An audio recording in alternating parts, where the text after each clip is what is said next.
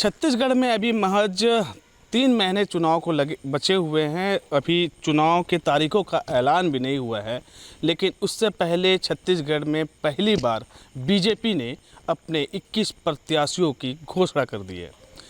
इसी प्रत्याशियों में से एक है खैरागढ़ के यहाँ के प्रत्याशी विक्रांत सिंह, जिन्हें पार्टी ने खैरागढ़ विधानसभा से अपना उम्मीदवार बनाया है। हमारे साथ विक्रांत सिंह यहाँ पे मौजूद है। हम उनसे बात करेंगे कि इस टिकट जो उनको मिला है उसको लेकर कितनी तैयारी है और कभी सोचा था कि क्या उन्हें टिकट मिल जाएगा। विक्रांत जी, मामा पूर्व सीएम मतलब रमन सिंह जी, टिकट में योगदान तो नहीं है? देखिए, भारतीय जनता पार्टी में कभी कोई रिश्तेदार का योगदान नहीं होता है। पार्टी ने स्पष्ट कहा है, आप लोगों ने सुना भी होगा, कि भारतीय जनता पार्टी ने टिकट अगर दी है तो वो लोगों के ओपिनियन के आधार पर दी है, कि ना कि नेताओं के ओपिनियन के आधार पर। और पूरे 21 टिकटों का अगर आप लोगों ने मूल्यांकन किया होगा तो सभी जनाधार वाले लोगों को टिकट मिली हुई है। भारतीय जनता पार्टी परिवार के आधार पर टिकट नहीं देती है, नीचे काम करने वालों के आधार पर टिकट देती है, जिन्होंने लगातार संघर्ष किया है, जिनका जनाधार मजबूत है। और मैं ये मानता हूँ कि पार्टी ने मुझ पर जो विश्वास किया है उसके पीछे कहीं ना कहीं से पार्टी ने यह देखा होगा। बहुत सारे सर्वे भी हुए हैं और मुझे उम्मीद भी थी कि जो मेहनत हुई है पिछले 20 वर्षों से, जो मैं राजनीति से जुड़ा हुआ हूँ, और पिछले 2-3 बार से मैंने भी कोशिश की कि पार्टी को अगर लगे कि मैं योग्य हूँ तो मुझे टिकट मिल जाए, तो पिछले 3 बार में नहीं मिल पाई थी। और इस बार पार्टी को ये लगा कि हाँ, ये उपयुक्त उम्मीदवार है, तो उसने टिकट मुझे दी है। उसके लिए मैं बीजेपी हमेशा परिवारवाद लगाते रही है कांग्रेस पे। अब प्रदेश के मुख्यमंत्री भूपेश बघेल, उन्होंने, आपने सुना भी होगा, आपके टिकट को लेकर कहा है मामा और भांजे को टिकट मिली है। देखिए, सबसे पहले तो ये बात है कि मैं पिछले 23 वर्षों से यहाँ पर काम कर रहा हूँ। जनप्रतिनिधि के रूप में मैं 19 वर्ष से लगातार यहाँ चुनाव जीतता हुआ आया हूँ। विधानसभा के नीचे के हर फॉर्मेट के चुनाव मैंने लड़े भी हैं और जीते भी हैं। लोगों ने मेरे ऊपर विश्वास जताया है। तो पहला आकलन जो होता है, मूल्यांकन जो होता है, वो आपने क्या किया है। दूसरी बात, परिवारवाद की ये जो बात करते हैं, मैं भूपेश बघेल जी की बात सुनता भी होता हूँ, बड़ी हंसी भी आती है। डॉक्टर रमन सिंह जी मुख्यमंत्री थे और पिछले 10 वर्षों से तो मैं खुद टिकट मांग रहा हूँ। अगर परिवार के लोगों को टिकट देना होता या उस समय उनको इस तरह का कोई उपयोग करना होता तो वो उस ज़माने में ही दे चुके होते। लेकिन पार्टी है ये, Bharatiya Janata party cadre based party है और ये अपने कार्यकर्ता को ही टिकट देती है, ना कि परिवार को। और इसमें पूरी तरह से योगदान केंद्रीय नेतृत्व का, प्रदेश के नेतृत्व का, जिन्होंने देखा कि मुझे इस योग्य समझा, और आज निश्चित रूप से टिकट मुझे मिली हुई है। और रही बात परिवारवाद की, आप लोगों ने भी संविधान पढ़ा होगा।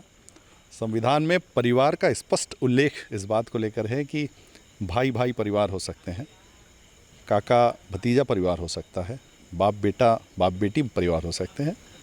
वो मेरे मामा जी हैं। हमारा परिवार, मेरा खुद का राजनीतिक इतिहास पुराना परिवार का रहा है। मेरे दादाजी जनपद पंचायत खैरागढ़ के अध्यक्ष रहे 1977 में। मेरे पिताजी नगर पालिका के अध्यक्ष रहे 2 बार, और मैं खुद 2 बार नगर पंचायत नगर पालिका का अध्यक्ष रहा, 1 बार जनपद का अध्यक्ष रहा हूँ। तो परिवारवाद की वजह से नहीं, पार्टी में लगातार संघर्ष करने के लिए और लोगों के बीच में मैंने भरोसा जीता है। और पार्टी को ये लगता है कि मैं जीत सकता हूँ, भारतीय जनता पार्टी यहाँ से जीत सकती है, इसलिए उसने टिकट दी। टिकट में कहा जा रहा है कि आपके मामा का बहुत बड़ा योगदान है टिकट मिलने में। कैसे टिकट मिला, कुछ आपको जानकारी है? कैसे, आपने कुछ सर्वे में गया होगा आपका कि क्या आपका?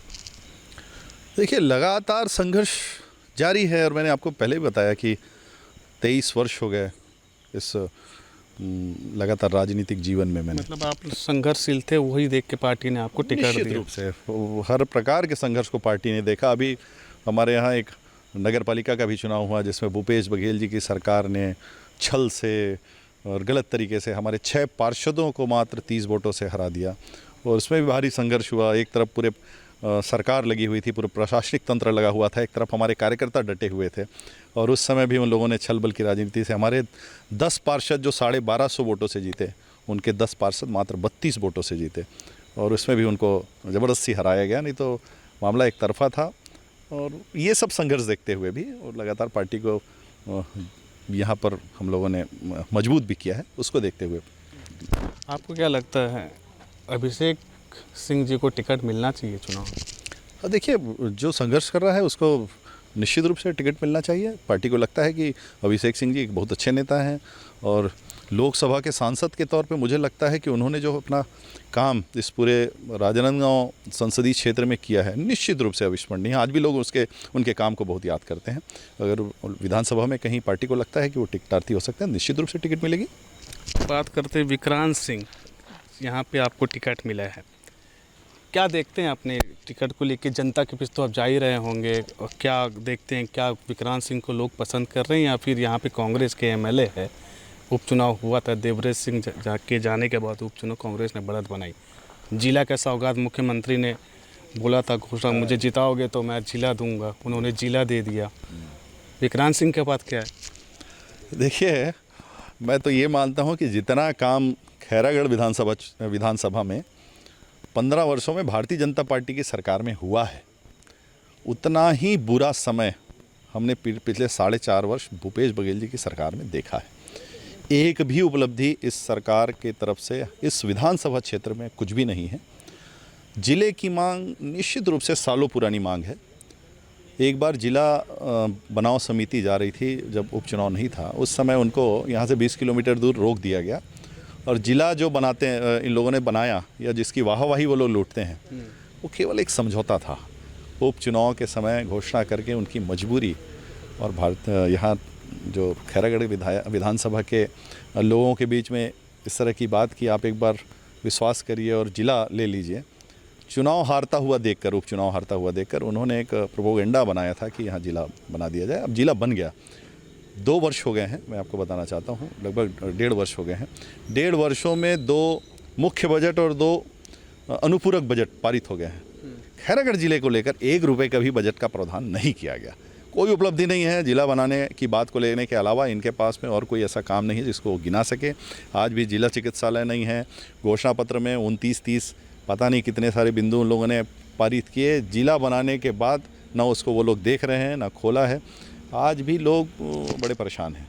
मेरा सवाल है, विक्रांत सिंह अगर एमएलए बनते हैं यहाँ, तो क्या लगता है कमियाँ, कुछ तो एक से महत्वपूर्ण कमियाँ होगी जिसे आप पूरा करेंगे क्योंकि जिला बन गया? निश्चित रूप से। देखिए, सबसे पहले तो मुझे लगता है कि जो एक नवीन जिला है उसका योजनाबद्ध ढंग से हम विकास कर सकते हैं। जब तक योजनाएं बनाएंगे नहीं, योजनाबद्ध ढंग से विकास नहीं करेंगे। देखिए, खैरागढ़ विधानसभा जो है वो 4 क्षेत्रों में बटा हुआ है। एक खैरागढ़ है, छुईकदान है, गंडई है, साल्हेवारा हमारा वनांचल क्षेत्र है।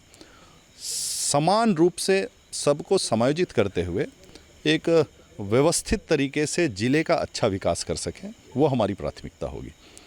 खैरागढ़ में बहुत सारी ऐसी संभावनाएं हैं जिसमें अब रोड, नाली, सड़क, बिजली, देखिए ये तो आम बात होती है, पर उसके अलावा पर्यटन को लेकर एक बड़ी संभावना खैरागढ़ में जो मुझे नज़र आती है, उस क्षेत्र में भी मेरी यह कोशिश रहेगी कि उसमें भी हम आगे बढ़कर काम कर सकें। जनता विक्रांत सिंह को वोट क्यों दे? आपको क्या लगता है, आपको क्यों वोट देना चाहिए? भरोसा जीता है मैंने, लोगों के बीच में, लोगों के दिल में अपनी जगह बनाई है, तो जनता मेरे साथ है।